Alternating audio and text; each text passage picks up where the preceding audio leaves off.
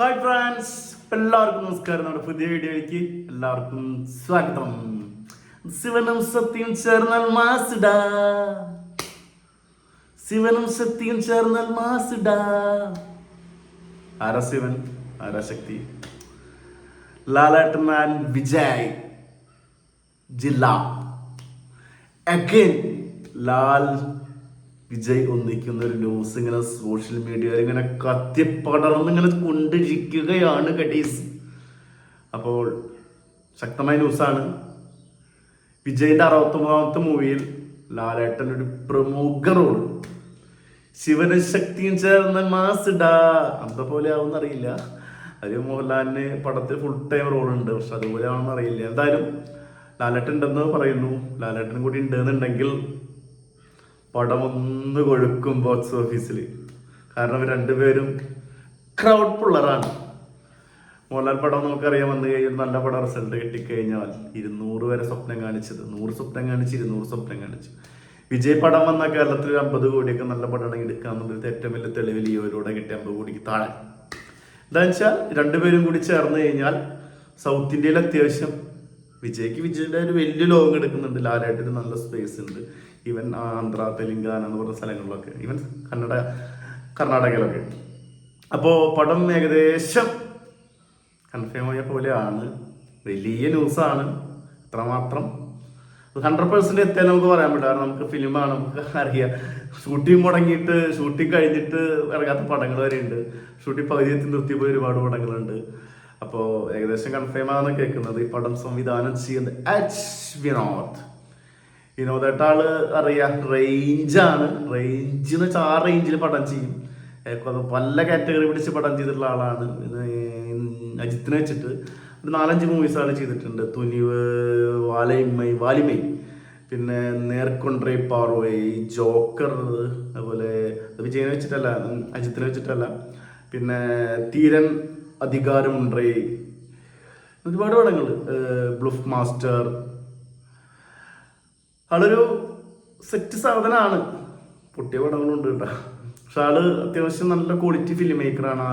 Vijay 69 movie സുബരാജിനെ വെച്ചിട്ടായിരിക്കും എന്നൊരു ന്യൂസൊക്കെ ആയിരുന്നു ആദ്യം വന്നിരുന്നത്. ഇതെന്താ എത്രമാത്രം 100% ആണെന്ന് അറിയില്ല. പക്ഷെ ഇത് അനൗൺസ് ചെയ്തതോട് നമ്മളാകെ വേറെ മൂഡിലാണ്.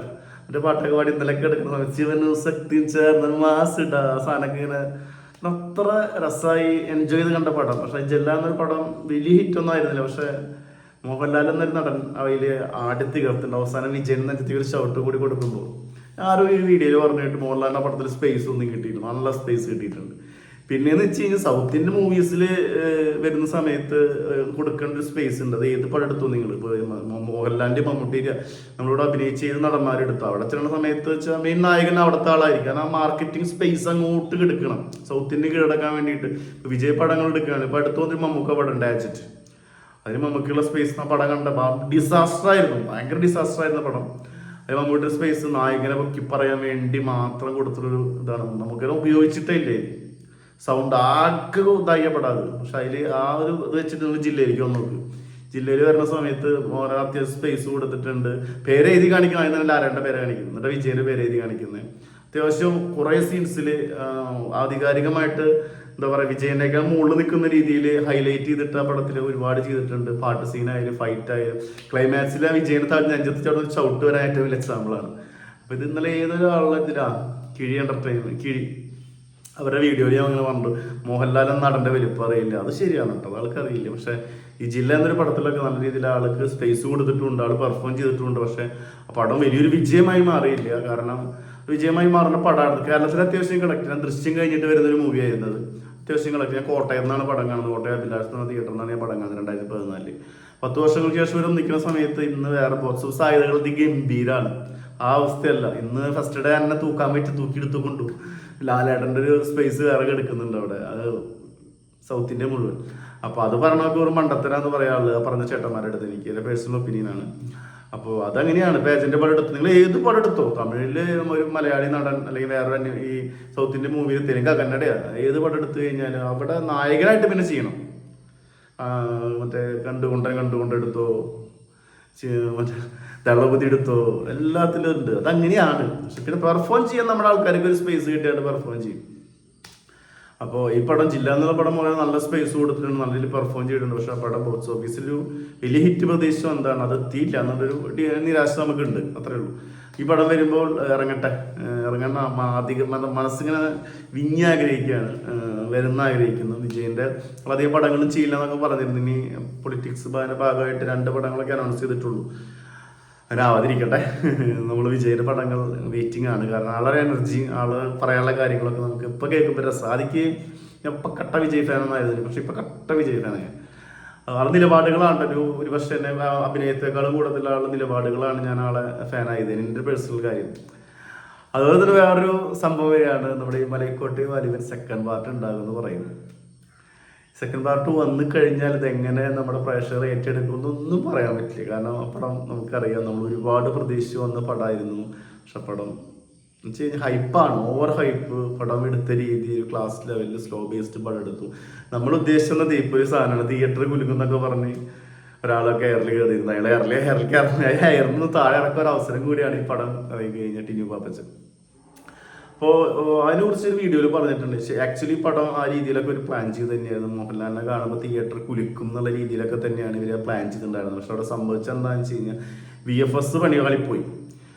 അത് അടുത്ത് ഫിലിം ഫീൽഡായിട്ട് അടുത്തറിയുന്ന ഒരാളെന്ന് കിട്ടിയ ഇൻഫർമേഷനാണ്. എത്രമാത്രം സത്യമാണെന്ന് എനിക്കറിയില്ല. അതിൽ VFS പാളിപ്പോയി. ശരിക്കും പറഞ്ഞാൽ ഈ കഥയല്ല, ഇത് രണ്ടാമത് വരേണ്ടൊരു കഥയായിരുന്നു. ഒരു കുറേ ഭാഗങ്ങളൊക്കെ കഥ കണക്ഷൻ വിട്ടിട്ട് പിന്നെ ഇവരൊരു ആ ബുദ്ധിയിൽ ചെയ്തതാണ്. കാരണം ഏറ്റവും കൂടുതൽ ദിവസം അടുത്ത കാലത്ത് മോഹൻലാൽ സ്പെൻഡ് ചെയ്ത ഷൂട്ടായിരുന്നു. 90 ദിവസത്തോളം അവിടെ ഇതൊരു പൂവ് അവിടെ ഉണ്ടായിരുന്നു. നല്ല എക്സ്പെൻസീവായിട്ട് പിടിച്ചൊരു പടമായിരുന്നു. അപ്പോൾ എന്തായാലും ആ പടം പൊട്ടിക്കാൻ വേണ്ടി അത് ചെയ്യില്ല. കയ്യിൽ നിന്ന് പോയിട്ട് അവർ മാക്സിമം അവരുടെ ഇതിൽ വെച്ചിട്ട് ലിജോ ഫുൾ ടീം വർക്ക് ചെയ്തിട്ടാണ് ഇങ്ങനെയാക്കി എടുത്തത് പടം. എനിക്ക് പേഴ്സണലി ലാലേട്ട ഫാൻ മാത്രമല്ല, എനിക്ക് ആ പടത്തിൽ ഒരുപാട് കാര്യങ്ങൾ കണക്റ്റായി. VFS കാര്യങ്ങൾ, ലിജോ പല്ലിശ്ശേരിയുടെ ആ സാധനങ്ങളുണ്ടല്ലോ, അതൊക്കെ പടത്തിൽ എനിക്ക് വർക്കൗട്ട്. എനിക്ക് ഭയങ്കര ഇഷ്ടപ്പെട്ടു പടം. 2 പ്രാവശ്യം പടം കണ്ട്. ലുലു PVR ഗോൾഡ് എന്ന് കണ്ട് എനിക്ക് ആ പടം എക്സ്പീരിയൻസ് ചെയ്യാൻ വേണ്ടിയിട്ട്. ഫസ്റ്റ് ഷോ രാഗത്തും കണ്ട്. അതുകൊണ്ട് എനിക്ക് ഭയങ്കര ഇവരുടെ കാട്ടിക്കൂടൽ പോലെ ഉണ്ടാവുമല്ലോ, മോഹൻലാൽ ഫാൻ. ഞാൻ ആ പടം കാണുന്ന ആ രീതിയിൽ കാണണം. അപ്പം ഇവരെന്നെ അത് നശിപ്പിച്ച് കുറേ. അപ്പോൾ അതിൻ്റെ ഒരു 2ാം ഭാഗം വരുന്ന സമയത്ത് നമുക്ക് അവസാനത്തെ ഒരു 20 മിനിറ്റ്സ് നമുക്ക് എടുത്തു നോക്കാം. ആ 20 മിനിറ്റ്സ് കണ്ട് ഇറങ്ങിപ്പോരുന്ന ആളുകളെ മനസ്സിൽ സെക്കൻഡ് പാർട്ട് നമ്മൾ പ്രതീക്ഷിക്കുന്നുണ്ട്. കുറേ ആളുകൾ പ്രതീക്ഷിക്കുന്നുണ്ട്. മോഹൻലാൽ ഫാനോ മമ്മൂട്ടി ഫാനൊന്നുമില്ല. എല്ലാ ആളുകളും, കുറച്ച് ആളുകൾ പ്രതീക്ഷിക്കുന്നു. കുറച്ച് ആളുകൾ എന്തിനിറക്കുന്നു, അടുത്ത അപരാധം എന്നൊക്കെ പറഞ്ഞു വരുന്ന കുറേ മലരന്മാരിഞ്ഞ് വരും, റിവ്യൂവേഴ്സും കലാകാരൊക്കെ ആയിട്ട് വരും. പക്ഷേ ഈ പടം അവർ ചെയ്തു വെച്ച കുറേ കാര്യങ്ങളുണ്ട്. അത് കൊണ്ടുവന്നിട്ട് അവസാനത്തെ ഒരു 20 മിനിറ്റ് കൂടി ഡെവലപ്പ് ചെയ്തിട്ട് പിന്നെ പ്രതികാരം കഥകളൊക്കെ അവിടെ പറഞ്ഞിട്ടുണ്ട്. അതിൽ പെർഫോമൻസുകൾ ആരും മോശമായിരുന്നില്ല. അതിലെല്ലാ VFS മോശമായിരുന്നില്ല, ഫൈറ്റുകൾ മോശമായിരുന്നില്ല, ടെക്നിക്കൽ ടീമൊക്കെ നിറഞ്ഞഴിഞ്ഞാടിയിട്ടുണ്ട്. പക്ഷെ അവിടെ സംഭവിച്ചത് എന്താണെന്ന് വെച്ചാൽ സ്ക്രിപ്റ്റിലുണ്ടായ ചെറിയ ബാധ്യതയാണ്. അപ്പോൾ അതൊക്കെ തിരുത്തി സെക്കൻഡ് പാർട്ട് വന്നു കഴിഞ്ഞാൽ 2.5 മണിക്കൂർ നേരം തിയേറ്റർ കുലുക്കില്ലെങ്കിലും എന്തെങ്കിലുമൊക്കെ ഉണ്ടായിരിക്കുന്ന ഒരു പ്രതീക്ഷ ഞാൻ പേഴ്സണലി മാനസികമായിട്ട് ആഗ്രഹിക്കുന്നുണ്ട്. മലൈക്കോട്ടെ വാലിബൻ്റെ 2ാം ഭാഗം വരണം. കാരണം അത്രയും നമ്മൾ ആഗ്രഹിച്ചൊരു പടമാണ്, കാണാൻ ഇഷ്ടപ്പെട്ടൊരു മൂവിയാണ്. അതിൽ കുറേ കാര്യങ്ങളൊക്കെ സെക്കൻഡ് പാർട്ട് കാണണമെന്ന്. അപ്പോൾ ഈ 2 പടങ്ങളും 100% കൺഫേം ആയിട്ടില്ല. ഇത് സോഷ്യൽ മീഡിയയിൽ ഭയങ്കര ഡിസ്കഷൻ നടക്കുന്നുണ്ട്, കുറേ ഇതിനെക്കുറിച്ച് സംസാരിക്കുന്നുണ്ട്. അടുത്തൊരു ലാലേട്ട പടം 2 പടം വന്ന് അത്യാവശ്യം ഹിറ്റടിച്ച് കഴിഞ്ഞാൽ ആ പടമൊക്കെ ഗ്യാപ്പിൽ വന്ന് ഇറക്കി കഴിഞ്ഞാൽ ഹിറ്റാവും. പിന്നെ മോഹൻലാൽ എന്നൊരു നടനെ സംബന്ധിച്ചൊരു ഫാൻ ബേസ് ഉണ്ട്. പടം ആവറേജ് ഉണ്ടെങ്കിൽ തന്നെ അത് കിട്ടും. പിന്നെ വലിയ ഹൈപ്പും കാര്യങ്ങളൊന്നും ഇല്ലാണ്ട് പടത്തിന് കയറി മെല്ലെ ഹിറ്റടിക്കുന്നതാണ് നല്ലത്. അത് അങ്ങനത്തെ ഒരു രീതികളുണ്ട്. ഇപ്പം ഒരുപാട് പടങ്ങൾ ആ ഹൈപ്പിൽ വന്നിട്ട് ഇന്ത്യൻ 2 ആക്രമണം കണ്ട് നമുക്ക് സഹിക്കാൻ പറ്റില്ല. ആ പടമൊക്കെ ചിലർക്ക് ഇഷ്ടപ്പെടുന്നുണ്ട്. പക്ഷെ കുറേ റിവ്യൂവേഴ്സും കാര്യങ്ങളൊക്കെ വന്നിട്ട് അത് മാക്സിമം നെഗറ്റീവ്സ് കൊടുത്തു, പടത്തെ നശിപ്പിച്ചു. ആ പടം കുറേ ആൾക്കാർ കാണുന്നുണ്ട്. അതിൽ കുറേ ആൾക്കാർക്ക് നല്ല അഭിപ്രായം പറയാം. എൻ്റെ പേഴ്സണലി ഫ്രണ്ട്സൊക്കെ ഈ പടം ആവറേജ് ഉള്ളൂ, എനിക്ക് 1 ടൈം വാച്ചബിളായി തോന്നിയതൊക്കെ പറഞ്ഞ ആളുകളുണ്ട്. നമ്മൾ നമ്മുടെ ഒപ്പീനിയനാണ് പറയുന്നത്. ഒരിക്കലും ഒരാളെ താത്തി കെട്ടി അതിശയിപ്പിക്കാനൊന്നും പാടില്ല. മലൈക്കോട്ടെ വാലിബൻ ഇഷ്ടപ്പെട്ട ആളുകളില്ലേ, ഒരുപാട് പേരുണ്ട്. അപ്പോൾ അത് നമ്മളിപ്പോൾ ഒരു പടം ഹിറ്റാവെന്ന് പറഞ്ഞു കഴിഞ്ഞാൽ മാക്സിമം ആൾക്കാരിൽ എത്തണം. എന്നാൽ ഹിറ്റായ പടം ഇഷ്ടപ്പെടാത്ത ആളുകളുണ്ട്. പക്ഷേ ഇതിൻ്റെ പിന്നെ ഒരു വലിയൊരു ഇങ്ങനത്തെ ഒക്കെ ഒരു രീതിയിൽ പ്രൊമോട്ട് ചെയ്യാൻ പാടില്ല എന്നൊരു എൻ്റെ ഒരു പേഴ്സണൽ ഒപ്പീനിയൻ. എന്ന് വെച്ച് കഴിഞ്ഞാൽ ഒരുപാട് ആളുകളുടെ എഫേർട്ടാണത്. വെച്ച് കഴിഞ്ഞാൽ അവർ പറഞ്ഞു, എനിക്ക് പേഴ്സണൽ ഇങ്ങനെ തോന്നി. പക്ഷെ എല്ലാ മേഖലയും കുറ്റപ്പെടുത്തേണ്ട കാര്യമൊന്നുമില്ലല്ലോ. തിരക്കഥ സ്ക്രിപ്റ്റ് പോയി കഴിഞ്ഞാൽ മൊത്തം പോയി. എന്നാലും 150 ടിക്കറ്റ് എടുത്ത് കാണണമെങ്കിൽ ഇത് കാണുന്നൊരു VFS കുറേ കാര്യങ്ങളൊക്കെ ഉണ്ട്. അതിൽ കുറേ സാധനങ്ങളുണ്ട്. എനിക്ക് കുറേ ഭാഗങ്ങൾ കണക്റ്റ് ആയിട്ടുണ്ട്.